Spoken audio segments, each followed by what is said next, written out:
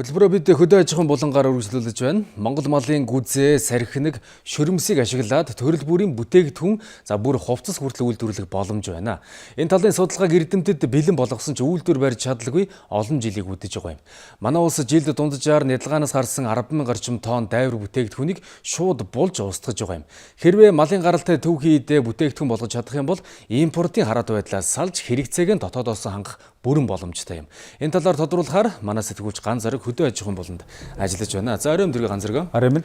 За тэгэхээр малын гаралтай ямар түүхий дээр бид өөрсдийнхөө нөхцөл тааруулаад бүтээгдэхүүн үйлдвэрлэх юм боломж нөхцөл байна.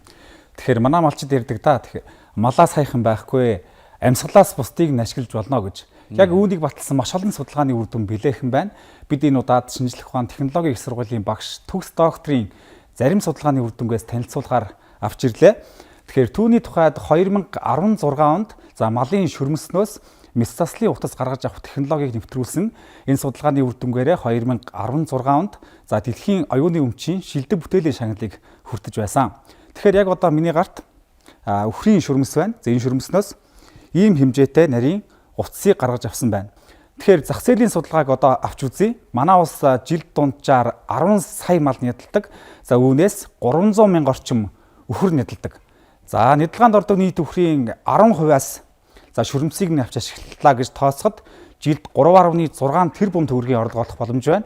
Ингээд шинжлэх ухаан технологийн их сургуулийн багш доктор Төгсөн ярианд анхаарлаа хандуулъя. Одоо олсон утаснаас 3.2 дахин бат бүхэн үзүүлэлттэй байдаг. Яг нэг мянган утасны дайны бат бүхэн үзүүлэлттэй. Өөрөөр хэлбэл энийг юу ч өөр юм орлого тийм юугүй хамгийн гол нь өөрөө органик гэдэг утгаараа онцлогтой. Тэгээ Монгол бол мэс заслын зориултаа уцаа 100% гаднаас авдаг. Мэс заслын зориултаа шимэгддэг буюу хайлдаг гэж ярьдаг. Тэгэхээр тэр утсыг гаргаж авах боломж байна гэж ингэж үзсэн. Шөрмснөөс мэс заслын зориултаа утас гаргалаа гингүүт л одоо тий Сумитема корпорац гэж энэ одоо Хятадаас ч гэсэн тэгж байна. Одоо Европоос ч гэсэн хамтарч ажиллая гэсэн саналуудыг тавьчихсан баг. Судалгааны ажлыг сайн дэмжиж өгөхгүй бол гадныхан ч манахаас суулгах гэдэг. Тэгээ судлаачтай нэгтгэж, судлаачдынхаа үгийг сонсоод бас нэвтрүүлэх тал дээр ингээд анхаарал дэмжлэг тавиач л гэж өгсөн мөрийн. Тэгэхээр маш сонирхолтой нэгэн жишээг та бүхэнд сая үзүүллээ. Үүнээс гадна малын өнхөлцөх, өрц, гүзээ, сархингийг ашиглаад импортыг орлох бүтээгдэхүүн хийх боломж байгаа юм байна. Малын гаралтай түүхийд ашиглаад зарим төрлийн хувцас ч гэсэн үйлдвэрлэх боломжтой юм шиг гэдгийг судлаачид онцолж байна. Тухайлх юм бол малын гүзээг ашиглаж бүтээгдэхүүн хийх үйлдвэрийг Монголд барихад ердөө 120 орчим сая төгрөг шаардлагатай гэсэн тооцоо гаргасан юм байна.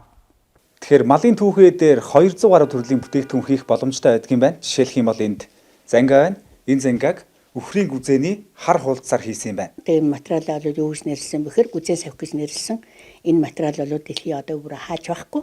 Өнгө маш сайхан авдаг учраас энийг бол яадаг вөхөр ямар жижиг идэл хийх боломжтой байдаг. Тэгээд эрэлт бол гадаад зах зээл, дотоод зах зээл эрэлт бол хангалттай их байгаа. Тэгээд ингээд гадагш нь гарахад бэлэн болох тэр үйлдвэрийн ерөөсө хөрөнгө оруулалтыг өсрөл 130 сая шүү дээ.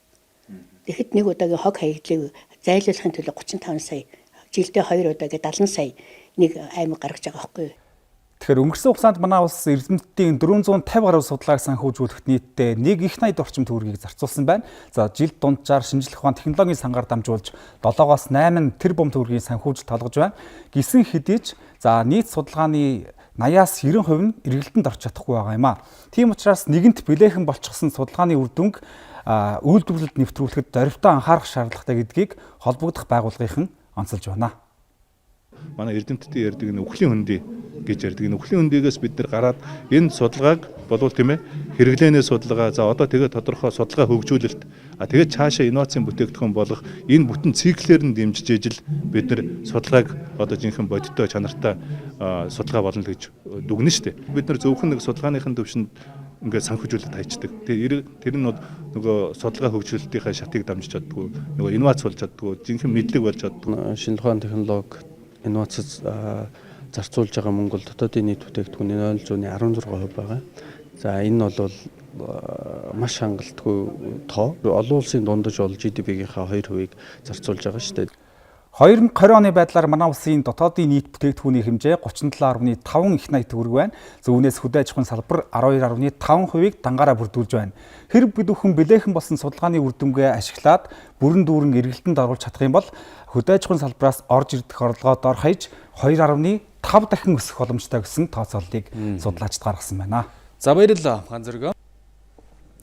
За өнөөдрийн хөдөө аж ахуйн болонд та бүхэнд манай сэтгүүлч ганц зэрэг хөдөө аж ахуйн бүтээгдэхүүнийг үйлдвэрлэлд нэвтрүүлэх боломжийн талаар мэдээллийг та бүхэнд өглөө.